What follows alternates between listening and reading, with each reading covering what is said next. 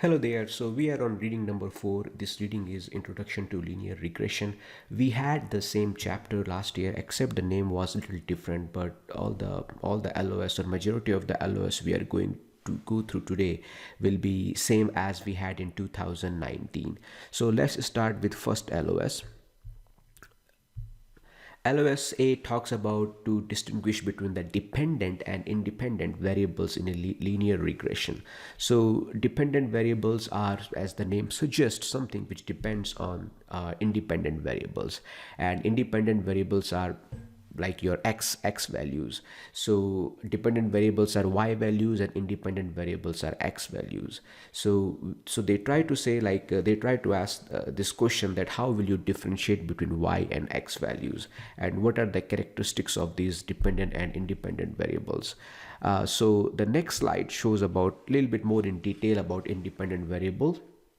And like I said earlier, that independent variables are usually represented by x, and it tries to explain the y values. That's why these x values are called explanatory variable. On the other hand, dependent variables are represented by y. It shows the response to x values, and these are called response variables.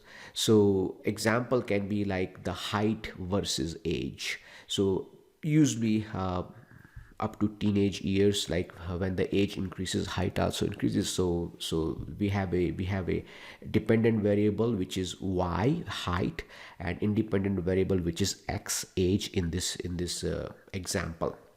Second example we can say is the salary versus expenditure. So salary is on the, like you can say salary is the independent variable and expenditure is the dependent variable. So as salary increases, expenditure usually increases. Now we will try to understand a scatter plot. So it's basically a graph, and a point in that plot, in that graph, represent one independent variable and an associated dependent variable. You use a scatter plot to understand any kind of relation between the x values and y values. And I have given some example in the slide. And example is like electrical conductivity versus salt concentration. Usually what we see that as we dissolve more salt into water, the conductivity of the solution goes up. Similarly, we can have a gold price and US dollars and money supply growth rate versus inflation rate. So the last example I have is coming from the curriculum, and over there it has been shown that as the money supply increases in the economy, inflation rate goes up. So here is a scatter plot where we have the money supply growth rate on the x-axis and inflation rate on the y-axis. The way people develop this money supply growth rate is the average of like 10-15 years, and each data point represent one country. So the average supply growth rate for last 10-15 years for each country,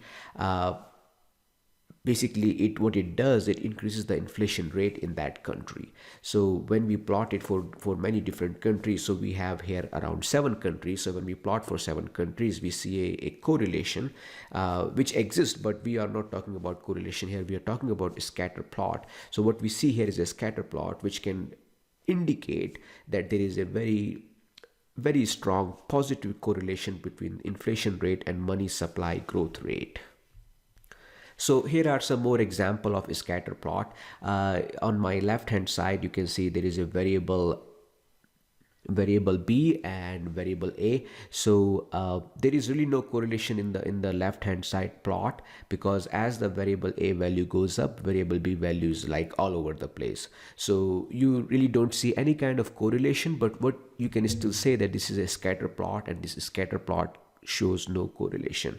Plot on the right hand side, you can see as the x values goes up, or as the a values goes up, b values also go up. So it has a very strong correlation, and we will see in a minute, in a moment, like how to calculate the correlation coefficient. But this scatter plot gives us the idea on correlation between two variables. One is called response variable, another one is called explanatory variable. Correlation coefficient. So how to calculate correlation coefficient? In this slide, correlation coefficient is shown by r, and it can be calculated as a covariance between x values, y values, and we divide that by the standard deviation of x values and y values. In this example, in this equation, what we have to understand is that we are using the sample covariance, and we are also using the sample standard deviation and for x and y values.